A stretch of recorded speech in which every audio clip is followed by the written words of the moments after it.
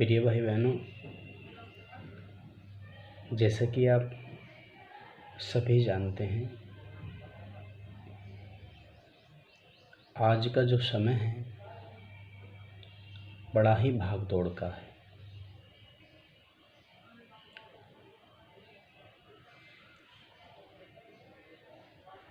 आज का जो समय है बड़ी ही भाग दौड़ का है। बस इसी बात को हम नहीं समझ पा रहे हैं कि जीवन में ये भाग दौड़ क्यों है, किस लिए है, अगर है तो इसका उद्देश्य क्या है।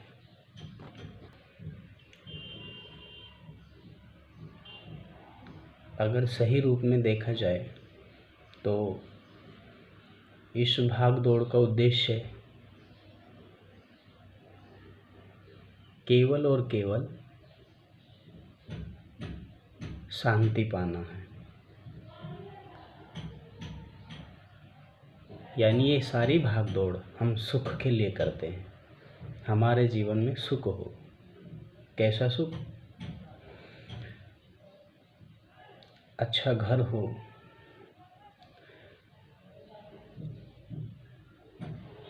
बच्चों का जो रूम है वो अलग हो, हमारा रूम वो अलग हो, और एक बिजनेस भी हो, एक गाड़ी भी हो। तो इस सुख के लिए भाग दौड़ है। जबकि आप जानते हैं जिन चीज़ों को हम इकट्ठा करने के लिए इतनी भाग दौड़ कर रहे हैं, वो सारी की सारी जो वस्तुएं हैं, सारी की सारी जो चीज़ें हैं, मेहनत के साथ साथ वो वस्तुएं भी ख़त्म हो जाती हैं जिनके लिए हम इतनी भाग दौड़ी करते हैं। और मेरा कहने का मतलब ये नहीं कि आप भाग दौड़ी नहीं करिए। मेरा कहने का मतलब है हम सुख के लिए भाग दौड़ी करते हैं, और वो सुख हम घर की चीज़ों में, घर की व्यवस्थाओं को ठीक करें तो उसे हम सुख मानते हैं। ठीक है, अगर सांसारिक दृष्टि में आप देखते हैं, सांसारिक तौर पर जैसे रहना है, जीना है, जीवन को काटना है, उसके अनुसार ये भागदौड़ सही है। परिवार को ठीक करना, घर बनाना, व्यवस्थाएं करना, ये भी ज़रूरी है। लेकिन इसके पीछे जो सुख की सोच है उसको समझना बहुत ज़रूरी है। यहाँ रहना, सोना, खाना ये सुख नहीं है। ये सुख है, पर ये वो सुख है जिसका हमें पता नहीं किस दिन ये सुख खत्म हो जाए।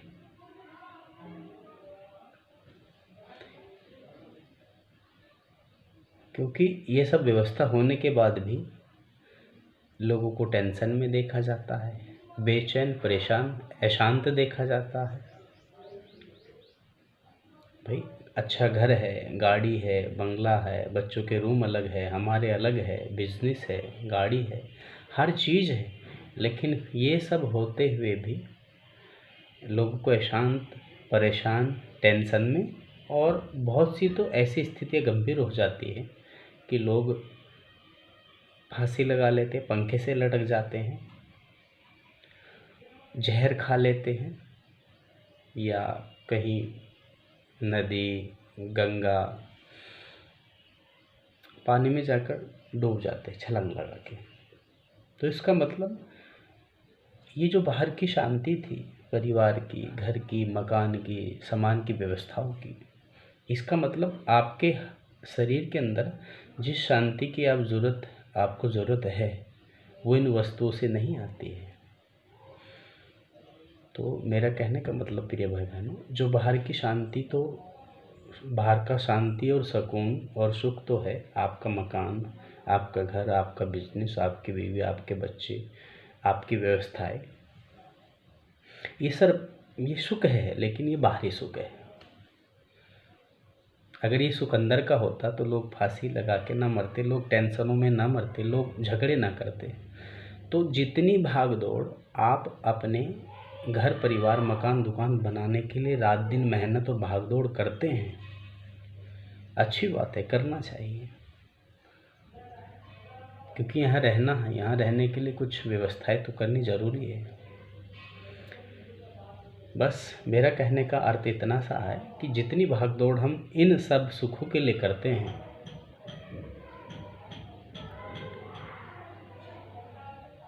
इतनी भागदौड़ आपको इस शरीर के अंदर सुकून, शांति और सुख के लिए नहीं करनी पड़ेगी, क्योंकि इस सुख के लिए भागदौड़ करनी पड़ती है, पर उस सुख के लिए भागदौड़ नहीं करनी पड़ती।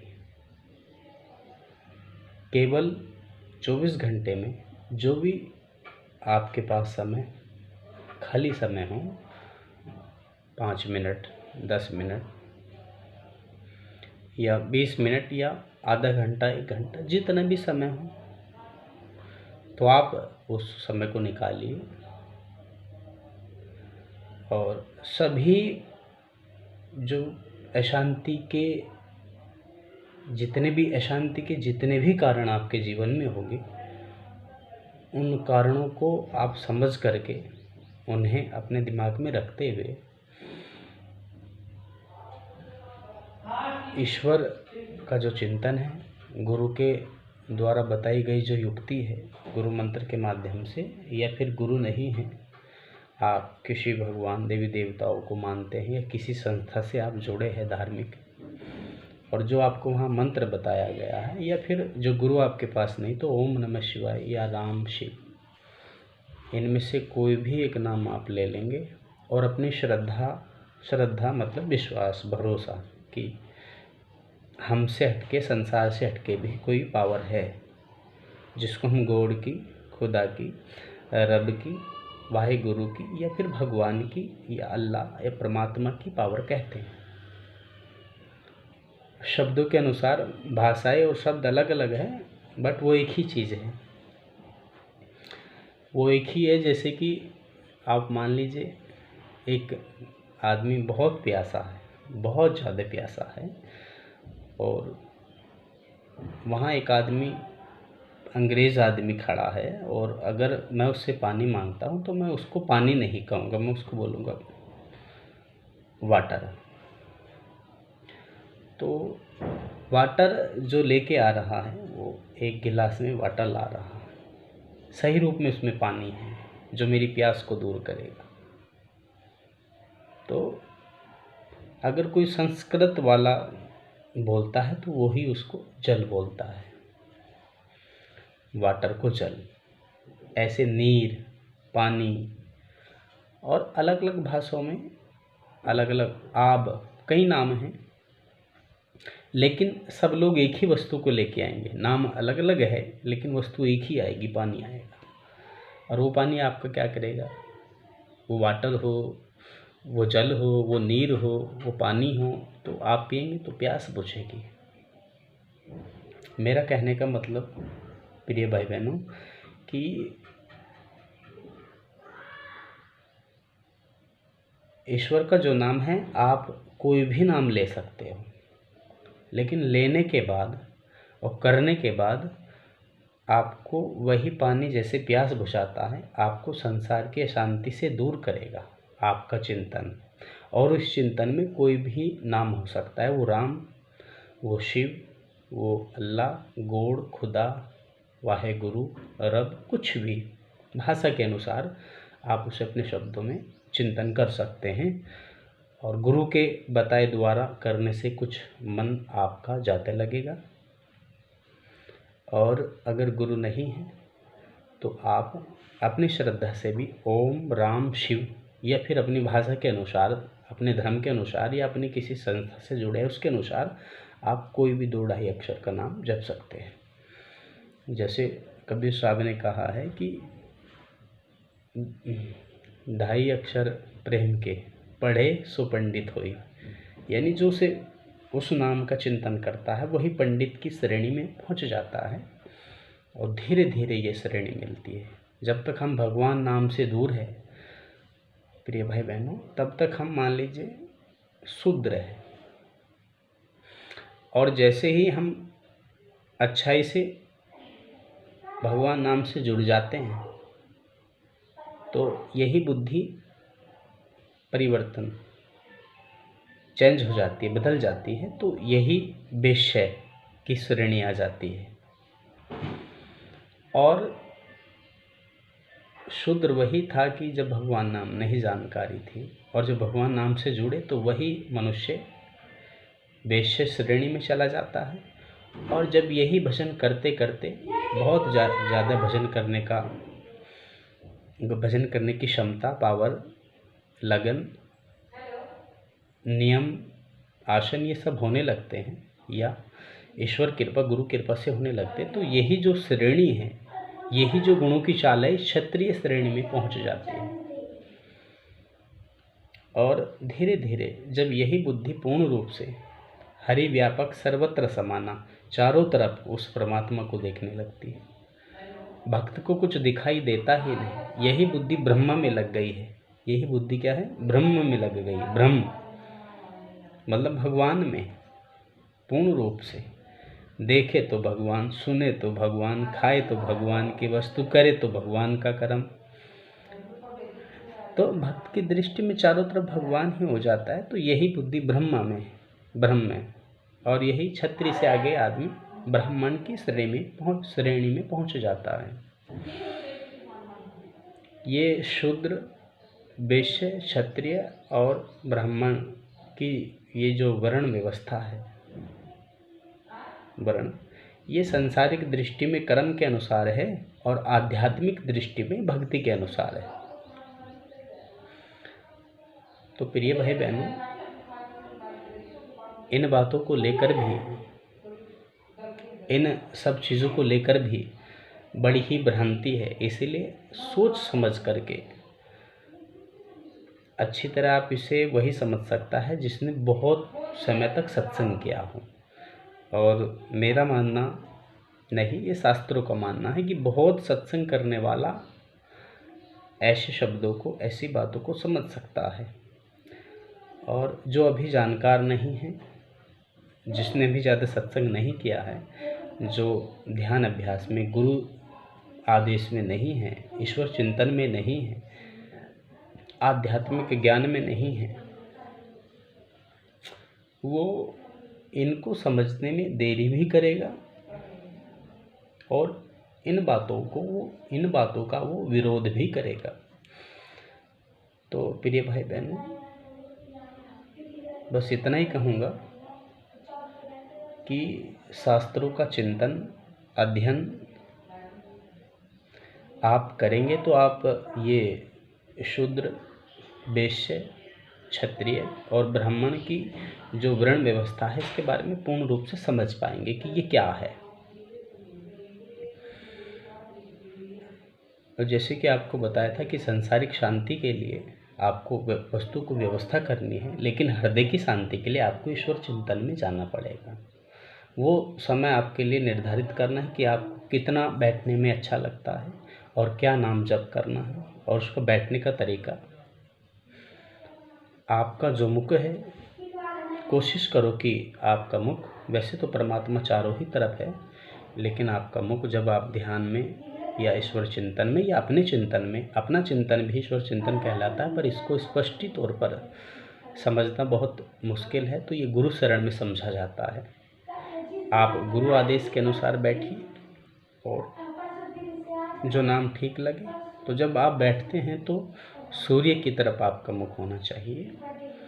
वैसे तो सभी दिशा भगवान की बनाई हैं, भगवान किसी भी दिशा में आप चिंतन कर सकते हैं, लेकिन बहुत जल्दी जो मन की स्थिति शुद्ध होती है, मन बुद्धि की और सभी ज्ञान इंद्रियों की, कर्म इंद्रियों की, वो सूर्य दिशा, क्योंकि निकलता हुआ सूर्य प्रकाश का प्रतीक है, केवल इसीलिए, दूसरा कुछ भी भाव नहीं।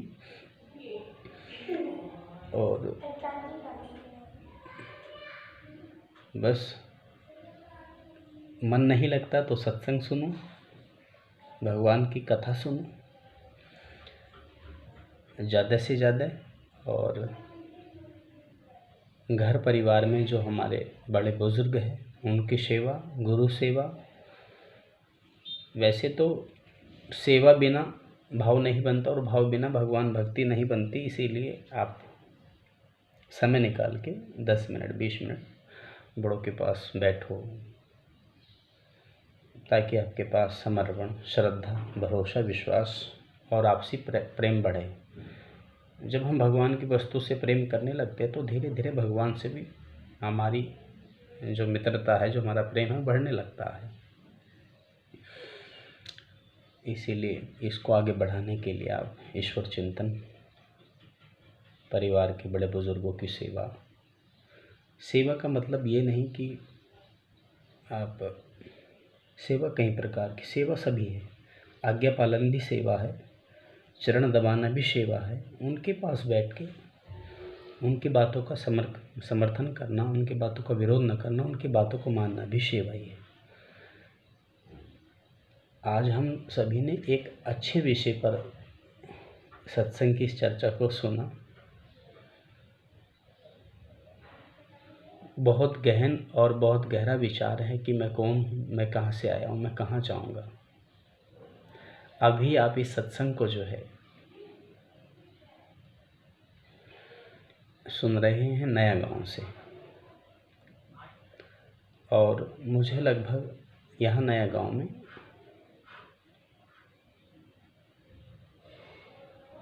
काफ़ी समय हो चुका है। और ये नया गांव एक बड़ी ही शुद्ध पवित्र स्थान है। इसके आसपास चारों तरफ पहाड़ है, जैसे कि हरिद्वार में है। और यहाँ चारों तरफ किसी न किसी आसपास गांव में 1 किलोमीटर के रेंज में कई गांव पड़ते हैं, जिसमें राम कथा, भागवत, रामधुन और रामायण के पाठ चलते ही रहते हैं। जब मैं 2007 में 2009 में यहाँ सबसे पहले आया था, तो चारों तरफ मैंने इस भक्ति को, इस भाव को देखा। कहीं कथा चल रही, कहीं भागवत, कहीं कीर्तन, कहीं रामधुन। तो एक बड़ा ही आनंद था। जब मैंने ये सब देखा तो मेरी आंखों में आंसू आ गए। मैंने कहा, ईश्वर के प्रति यहाँ कितनी श्रद्धा है, कितना भाव है। कहना मुश्किल था, इसीलिए आंखों से आंसू आए। जिस चीज़ को हम कह नहीं पाते उसके प्रति ये तो आंसू आ जाते हैं। ये फिर मन शांत हो जाता है, बुद्धि विचारों में चली जाती, गहराई में चली जाती है। तो जब मैंने ये सब देखा, दिन में भी कीर्तन, रात को भी कीर्तन, राम कथा के पाठ, रामायण का पाठ, भगवान का भजन चारों तरफ, तो तब मैंने इस नए गांव का एक दूसरा नाम रखा, छोटा हरिद्वार। मतलब ये नया गांव एक छोटा हरिद्वार है। जैसे हरिद्वार में बहुत सारे कीर्तन, कथाएं, सत्संग, धार्मिक आयोजन होते ही रहते हैं, रात दिन भजन होता ही रहता है, इसी तरह इस नया गांव में भी कुछ ना कुछ होता रहता है। और ये मेरे लिए बड़े सौभाग्य की बात है कि मैं बड़े हरिद्वार से चल के छोटे हरिद्वार में आया हूँ। तो प्रिय भाई बहनों, ये भी एक सत्संग है।